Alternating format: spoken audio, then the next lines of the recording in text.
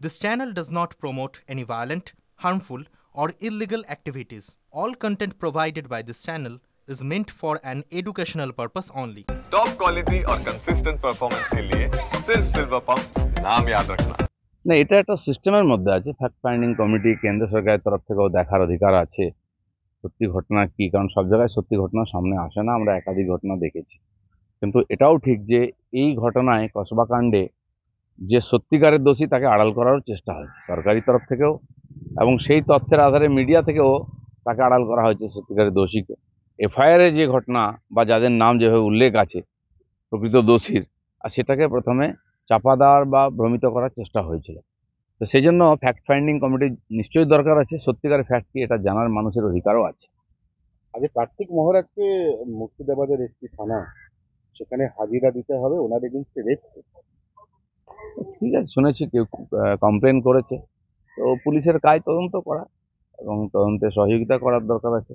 জানি না সত্য মিথ্যা, আজকাল রাজনৈতিক কারণে কাউকে আর বদনাম করার জন্য এই ধরনের অনেক কুচক্র চলে।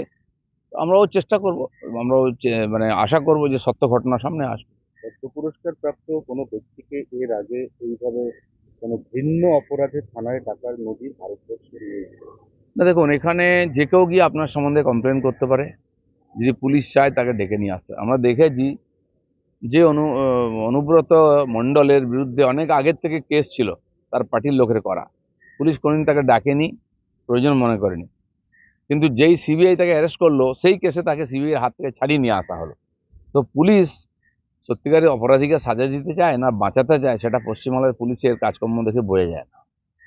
আপনারা তো পুলিশকে নিন্দা করেন আর খালি সিবিআই চান বিজেপি, কিন্তু অগ্নিমিত্রা পাল আপনাদেরই নেত্রী কসবা কাণ্ডে ক্যাটেগরিক্যালি বলেছে যে সিবিআই চাই না, পুলিশ তদন্ত করতে পারে। ঠিক আছে, যখন মানুষের বিশ্বাস থাকে না পুলিশের উপরে বা পুলিশের কাজে সন্দেহ হয় তখন সিবিআই চাই। আমি চাই না বা আমরা বিজেপি চাই এরকম নয়, সাধারণ মানুষও চায়। এমনকি টিএমসির কোনো কর্মী বা নেতা খুন হলে তার পরিবারের লোকেরাও একাধিকবার সিবিআই চেয়েছেন, কারণ তারাও টিএমসি সরকার এবং পুলিশের উপর ভরসা রাখেন না। এই জায়গা থেকে সব থেকে যেটা গুরুত্বপূর্ণ প্রশ্ন হচ্ছে 26-এর ভোট ক্রমশ এগিয়ে আসছে।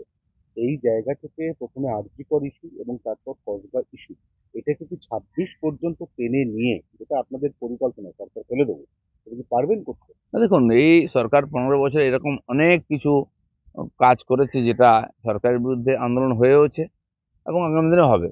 আমার তো মনে হয় যে যা এই সরকার যেভাবে চলছে এর চেয়েও ভয়ঙ্কর ঘটনা পশ্চিমবঙ্গ দেখবে। তো ইস্যুর অভাব নেই, সাধারণ মানুষও মোটামুটি এইসব দেখে মন ঠিক করেছেন যে এই সরকারকে আর রাখা ঠিক হবে না। তো স্বাভাবিকভাবে বিরোধী দল হিসেবে বিজেপি চেষ্টা করবে এই ধরনের ইস্যুকে সামনে নিয়ে আসা এবং সার্বিকভাবে যে আইন শৃঙ্খলার অবনতি, প্রশাসনিক অযোগ্যতা মুখ্যমন্ত্রী, এই বিষয়েও সামনে আসবে। পথে নেমে প্রতিবাদ করা একটি সিপিএম নেতাকে রাস্তায় অকথ্যভাবে মেরে তার গায়ে কালি ছিটিয়ে তাকে অপদস্থ করা হয়েছে প্রকাশ্য রাস্তায়। তার বয়স 62 বছর। তিনি আমার পরিচিত, খড়গপুরের ঘটনা আমি পোস্টও করেছি। আপনারা জানেন খড়গপুরে কয়েক মাস আগে এই ধরনের ঘটনা ঘটেছিল। এই মহিলারাই, তার মধ্যে কয়েকজন আছেন যারা আমার বিরুদ্ধে আর এই ধরনের প্রদর্শন করেছিলেন বলে, অসভ্যতা করেছিলেন বলে আমি তার বিরোধিতা করেছিলাম, আমি আমার ভাষায় করেছিলাম। সেই ভদ্রলোক হয়তো করতে পারেননি, আর সেদিন যদি সুযোগ পেত তারা আমার সঙ্গে এরকম করতে পারতো। সেদিন কিন্তু টিএমসির মহিলা কর্মীরা, নেত্রীরা, মন্ত্রীরা খুব প্রতিবাদ করেছেন, দিলীপ ঘোষের বিরুদ্ধে বলেছিলেন এবং রাস্তায় নেমেছিলেন। সেই মহিলাদের নিয়ে এসে এখানে মিছিল করা হয়েছিল কলকাতায়। আজ যদি সাহস থাকে টিএমসি এর সেই নেত্রীরা যারা কেবল চাকরি করছেন টিএমসিতে, তারা একবার ওর বিরুদ্ধে বলুন না।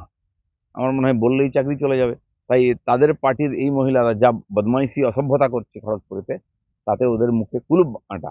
শশী পাঁজা বা আমাদের আইনমন্ত্রী তারা রাস্তায় আর নামবেন না, কারণ তারা সিলেক্টিভ বিষয়ে বক্তব্য রাখেন। তারা বলছে পরিকল্পনা করেই গণধর্ষণ, সবাই বেরিয়ে যাওয়ার পরেই টার্গেট করে কলেজকে আটকে দেওয়া হয়েছিল নির্বিচারে।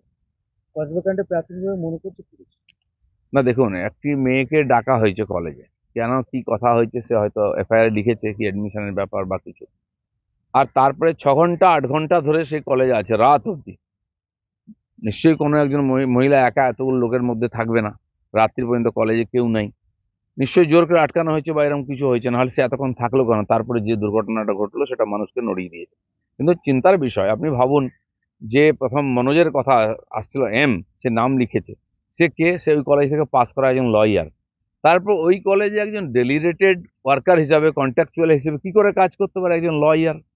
পশ্চিমবাংলার কি চাকরি বাকরির এত অবস্থা খারাপ যে একজন ল পাস করা ছেলেও ওখানে কন্ট্রাকচুয়ালে কাজ করছে, সাধারণ হয়তো কোনো গার্ড বা এই ধরনের পিয়নের কাজ করছিল?